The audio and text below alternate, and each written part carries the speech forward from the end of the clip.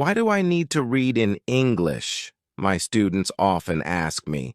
They think, I go to classes, I do my homework, I watch films in English, why should I read books? Actually, reading is the best way to improve your English. I will tell you why. First, reading is very important. Not only did 1 in 4 people go to university in the past, but now more people go to university. All jobs require more reading and writing than years ago. This is true for everyone. It doesn't matter if you're an office worker or a mechanic. Second, reading will improve your speaking, writing, vocabulary, and grammar better than any other way. It won't improve your listening directly, but it will improve your vocabulary. When you have a better English vocabulary, you can listen more easily and improve your listening that way. In school, you probably read a lot of English, boring textbooks and stories with exercises at the end. But I'm not talking about that. I'm talking about reading for pleasure. That means reading a book you enjoy because you enjoy it. You are not reading because your teacher said, read this book. You are not reading because you think, I should read this book. You are reading because you want to. In an experiment in schools in America, they gave some boys free books. They were fun books like James Bond. They said, you can do what you want. You don't have to read the books. But the boys did read the books. They read a lot of books. Some boys read a book every 2 days. After years, they gave the students a test. The students who got the books got better at reading and writing, and they liked school more. The students who did not get the books did not get better at reading and writing. In fact, some of them got worse. This isn't just true for native speakers. They also did an experiment on students learning English in the Fiji Islands. They tested 3 ways to teach. The first way was normal English teaching with grammar classes, exercises, and so on. The second way was reading in silence. The students read books in class. The third way was reading together. The teacher read books to the students. After 1 year, the 2 ways with reading were the best. They were much better than the students who did normal English classes. They did the experiment again, this time in Singapore. There, the students who read in silence did very well. They did the best in grammar tests. Other students did grammar classes but performed worse in grammar tests. In normal classes, we try to remember grammar and vocabulary. When we read, we learn them naturally. Maybe you're thinking, when I read in English, it's too hard. I have to use the dictionary all the time. It's boring. I can't do it. I understand. So I wrote this book. I think this book will make you like reading because the stories are easy and fun. The early stories are short and easy, and the later stories are longer and harder. When you finish the book, you will think, wow, I did it. I make a podcast called English Listening Practice. 9 of the stories in this book I wrote for English listening practice. One of the stories I wrote for this book, but when I made this book, I made the stories better. Now you can read the stories at beginner, pre-intermediate, intermediate, or advanced levels. The stories are all fairy tales. Some are very popular fairy tales, but some are not so popular. One of them I wrote myself. Maybe you're thinking, fairy tales are for children. I need useful vocabulary. I need to learn about business and science. That can't be fun. Actually, the vocabulary in these stories will be useful. McQuillan did an experiment where he looked at vocabulary in novels. 8% of the words were on academic word lists. These are lists of words that you need to know to study at university. Rolls and Rogers also did an experiment. They asked, if students read 1,000,000 words of science fiction, will they learn important science words for studying at university? The answer was yes. So, yes, fairy tales are useful for you too. But I understand if you still don't believe me. When I learned about all this, I found it hard to believe too. But I like to try new things, and I love learning languages.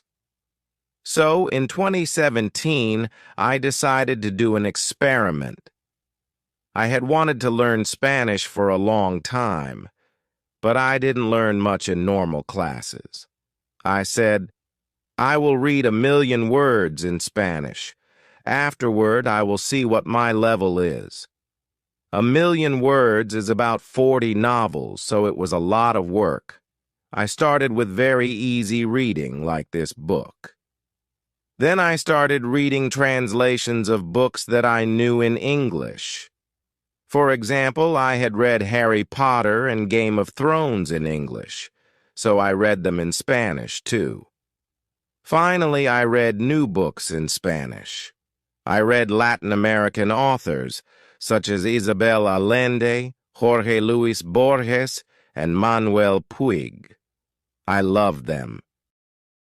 I also listened to podcasts, but I always read the transcripts and added the words to my goal. After I finished reading 1,000,000 words, I wrote and talked to native speakers.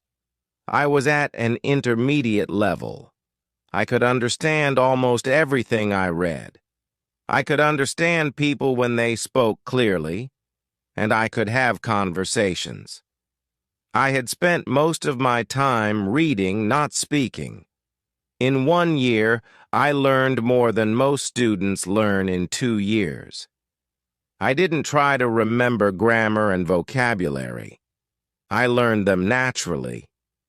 Maybe you're thinking, I don't believe this, or maybe you're thinking, wow, I'm going to read for hours every day. But I have to say something very important. You must read books that are easy and fun. If a book is too difficult or too boring, put it down and find another one. Stephen Krashen, an expert in language teaching, says only read things in English that are fun and interesting. Read things that are really easy that you wouldn't read in your native language because they are too easy. So, you can read comics, magazines, detective stories, romance stories, and so on. Don't feel bad about reading translations. If you read very easy books when you see a word you don't know, you will understand the meaning easily. You won't have to use a dictionary. So, what is easy? Experiments show that you should understand at least 98% of the words in the text. 98%! That's so high, I know. But let me show you an example. Here's a text where 50% of the words are not real words, so you should understand 50% of the words. Jerry fled out of bed and opened the curtains. He blamed to himself as he made breakfast. He made coffee and put butter on his puffer. Someone called his phone and he picked it up. He was very surprised by who was tingling, so his inky fell on the floor. Is that easy to understand? Could you read a whole book of that? Here is the same text, but only 2% of the words are not real, so you should understand 98% of the words. Jerry jumped out of bed and opened the curtains. He sang to himself as he made breakfast. He made coffee and put butter on his toast. Someone called his phone and he picked it up. He was very surprised by who was calling, so his inky fell on the floor. How was that? You probably didn't understand everything, but it was more fun to read than the first text. That's why reading for pleasure is so great. Maybe you don't understand everything, but you understand enough to follow the story, and you don't have to pick up a dictionary. So, if you find that this book is too hard, read something easier. If you find it boring, read something more fun. I know that not everyone likes my writing, and that's okay. Find a book that is good for you. When we have fun, we learn much more. Because I want this book to be fun, it has no exercises in it. I thought about adding them after each story, but I don't think it's a good way to spend your time. Instead, you should read more. Read for pleasure. If you finish this book, you can try the level above. Because you already read the stories, you will know them well, and it will be easier to understand. But maybe when you finish this book, you will love stories. I hope so. If you do want to read more, you can listen to my podcast, English Listening Practice. I write a new story every week with audio and text, and there are over 100 episodes for you to listen to. We can improve our English with such beautiful stories. Let's listen to this story. This will improve your English speaking skills unprecedentedly. Do you want to improve your English? Do you want to speak English more fluently? You see, the English language changed my life. I was born in Hong Kong, so English is not my first language. My first language is actually Cantonese. My second language is Mandarin, because my mother is from Taiwan. And my third language is English. So when I first immigrated to North America, I couldn't speak a word of English. English! And I know some of my fans have said that you're tuning into my videos because you want to learn how to speak the English language. I find that that's kind of interesting. So today, I want to share with you 5 steps to improve your English fluency. 5 things that I did to learn the English language. Step number 1 to improve your English fluency is actually very simple. Don't give a damn. That's right, don't give a damn. Speak whenever, wherever, however. It doesn't matter if you speak with an accent. I still speak with an accent, and I talk to tens of millions of people every single month. It doesn't matter. Forget how people will judge you. Forget how people will think of you. All this stuff doesn't matter. Just speak as much as you can. If they don't understand you, say it again. If they still don't understand you, say it again. Just keep saying it. I remember because I spoke with such a thick accent. I sounded like Jackie Chan. I can still speak with some Chinese accent like, hey, yeah, this and that kind of stuff. But you just speak. You just speak as much as you can because that's how you get comfortable. You would not guess if you're always thinking about, oh, to understand a culture, to understand philosophies. You need to understand the language. So when I learned the English language, I also learned a lot of other things about the culture, about business. Of course, that's what I do. So language is not just something that you use to communicate. Language is also something that you can train your mind with. So, understand that. Step 4.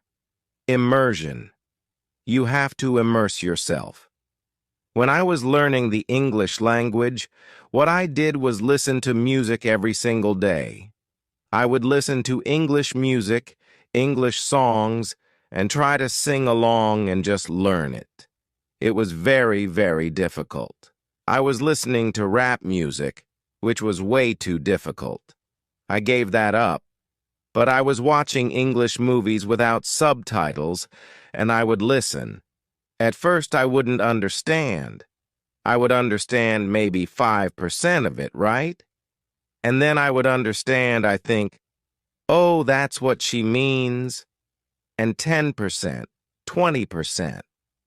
As my English improved, I noticed I would understand the movie more and more. So you have to immerse yourself. Talk in English, listen to English music, watch English movies. Do as much of that as you can. Naturally, you'll pick up the slang. You'll pick up certain stories or phrases. That's how you learn the English language. Then you make it fun. It doesn't have to be, oh, I have to sit down and study. No, make it fun. Talk to people who speak English. Interact, connect, read, watch, listen. That's how you get good. That's how I got good. Step number 5 to improve your English fluency is to hang out with people who speak English. I know it sounds so obvious, but that's how you do it. I remember in college, I would see groups of people where Chinese students only hung out with Chinese students, Korean students hung out with Korean students, and Japanese students hung out with Japanese students. I did the opposite. I would go and hang out with people who spoke English. I would hang out with Caucasians. I would hang out with people who grew up locally and spoke perfect English. I would just talk and hang out. We would go to the library and I would try to talk as much as possible, listen, ask questions to get comfortable. Another thing I did was actually get a Korean girlfriend who spoke English. So that's another way to do it. I'm not saying that's the only way to learn, but if you want to learn a new language, talk with people who speak the language. You'll be shocked at how quickly you pick that up, how quickly you can pick up the language. Let me give you a bonus tip, a bonus step if you want it. Step number 6 is going into a state of overlearning. Let me explain. If you are thinking about, let's say, learning a language, let's say you're here and you want to get to this level. The fastest way to get to this level is to actually go into a state of overlearning. Let's take an exercise example. If you want to have a stronger bicep, let's say you're only doing your curls with a hypothetical weight of 20 lbs. That's the amount of strength you have if you want to make that 20 lbs. Easier to lift, guess what? Train with 25 lbs or 30 lbs. That's over-preparation, over-learning. That's what I mean. You want to stay in overlearning. So what I did? Because I'm in business, not only learning the English language, but also learning how to sell, how to close deals, how to do marketing, was not only for day-to-day communication, but also for something with higher stakes, where there was money involved. That's how I became a fluent English speaker. Now, I'm sure that you have had moments in your learning where you have felt like you progressed very quickly.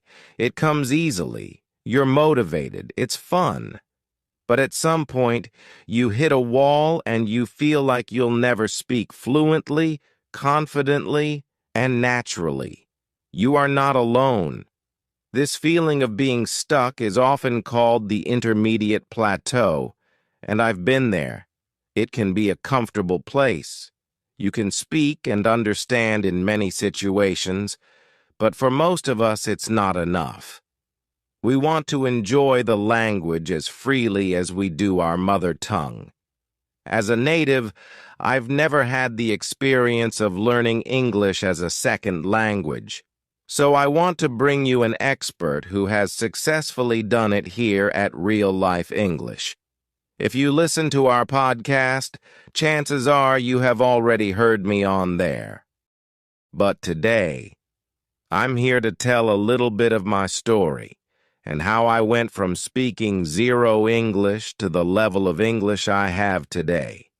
I'm just like you. I'm an English learner myself, and I had to learn English from scratch in my country here in Brazil. I've never been abroad, so I'm going to tell you how I did it, and hopefully that's going to give you some ideas and inspiration for your English journey. But before we get started, make sure you hit that subscribe button and the bell down below because every week we put out videos to help you speak English with confidence and naturally. So now, let's get started. My story with English began when I was 15 years old. As I told you, I come from Brazil, and at that time, I knew zero English. I couldn't speak anything. I couldn't read. I couldn't write. But at 15, something magical kind of happened because I started to have this desire to become bilingual. I don't know exactly why that was, but the idea of using two languages to communicate and express myself was very attractive to me. I remember also that I looked around me. I saw my family, my friends, my social circle, and I realized that no one knew English. So I started to associate the idea of knowing English with having a better life or having more opportunities. I took an English course, and it was really helpful because I talked to him, and he was kind enough to lend me his old course books. Every semester, his school would change the books, so the books that he wouldn't use anymore, he would lend them to me. That's how I started. I began by studying with old course books from my friend and a grammar book that he had lent me. I was studying by myself with those old books, and I remember that I was really fascinated. English was always interesting to me. I always loved the language, but I was then actively studying it. I was reading stuff in English, copying stuff from the book that I saw, and I was already very excited because I was using another language to write, communicate, or express myself. My speaking was really bad at that time. I couldn't speak yet. Even though I grew up kind of watching movies with my parents in English and listening to music in English as well. I didn't have my speaking skills developed yet. I remember that I would try to read stuff out loud from the books I was studying with, and it was a disaster. The words wouldn't flow. I had no idea how to pronounce certain words. For example, loud was really bad and frustrating. But I kept going because, at the end of the day, that was all I did for pretty much 3 years, from 15 to 18. Most of the time, I would study with books, and that was the first step. Mistake I made, and I'm here to tell you this because I took way too much time, too long, to start speaking. You don't want to do that. At that time, 20 years ago, it was much more difficult to find people to practice speaking with, so I just studied with books. But nowadays, we have so many more cool resources like apps. Speaking of apps, I can tell you about the Real Life English app, as you probably know. With the app, you can have conversations with people from all around the world at the touch of a button. Plus, you can listen to our podcast there and access the transcripts. It's just amazing. So if you haven't downloaded the app yet, make sure you do that, because it is one of the resources that, for example, I wish I had when I was learning English and trying to improve my speaking 20 years ago. But then, something magical happened in my life when I turned 18. I started working, and I have to say that my work experience, the jobs I've had in my life, was crucial in my English development, especially the speaking and listening skills. Let me explain. My first job was at a drugstore where I worked as a cashier. But there was something interesting about that drugstore. The peers would see me at lunchtime, kind of eating and studying at the same time. So pretty quickly I became the English guy at the drugstore. Every time a foreign customer came in, I was the one to be called, "Hey, Chicago, there's a foreign person here. Go help that person." Then I would go there and speak in English with those people and try to help them out. I remember one time it was kind of funny. I was at the cash register talking to an American customer, a lady. I was trying to talk to her in English and explain that I had never been abroad and everything, but I was still learning the language. I said, "Oh yeah, I've never been abroad," and she kind of stopped me and said, "Oh, I think you mean abroad." I was like, "Oh, abroad. Oh, thank you very much for the correction. I appreciate that." So that was one example of how having these little interactions with customers helped me. Sometimes I would say something wrong, like abroad, and then the person would help me by correcting me. I had many of these small interactions that were really useful. This is another tip that I can give you. Be open to correction. If somebody corrects your English, your pronunciation, or the way you use a word, this is actually great. I was speaking to Americans on the phone 6 hours a day, 6 days a week for a year. So, in a way, it was my version of living abroad. It was my version of having an exchange program because I was really speaking to natives for a year. That really helped me with my speaking skills and my listening skills. But it's important to mention that I only got that job because I already knew enough English to get it. All those years that I spent working and studying paid off because those years allowed me to get this job, and then I improved even more. So here's what I have to say to you. Keep learning, keep developing yourself, and start looking for job opportunities that allow you to use your English on a daily basis. You're going to improve even more. Between those jobs, that was actually the moment when I really started to create my own immersion in English. Now, because I was already using English in my daily routine at work, I was really serious about it. Everything I did was in English, watching movies in English, series, listening to music. I love rock and roll, for example, so I always listened to my favorite bands in English. With my very first paychecks, that's what I did. We didn't have Netflix or streaming services at that time, so I actually would go to media stores to buy DVDs and CDs. By the way, if you want to know my exact step-by-step process that I use to improve my English with movies and TV series, let us know in the comments. Maybe I can make another video in the future explaining how I did it. Finally, there is one weird thing that happened in my life that really helped me take my English to the next level, and that was becoming an English teacher. I started teaching English at 21 years old, so it's been 14 or 15 years now. I have to say that teaching English and helping people with their English was actually an experience that really helped me master the English language to a whole new level. When you teach, it's like you are learning again. When I have to teach a class or help someone, I have to prepare. I have to study the topic myself, be familiar with it, think of different ways to explain things and give examples. That mental process really helps me better understand the topic so I can explain it to my students.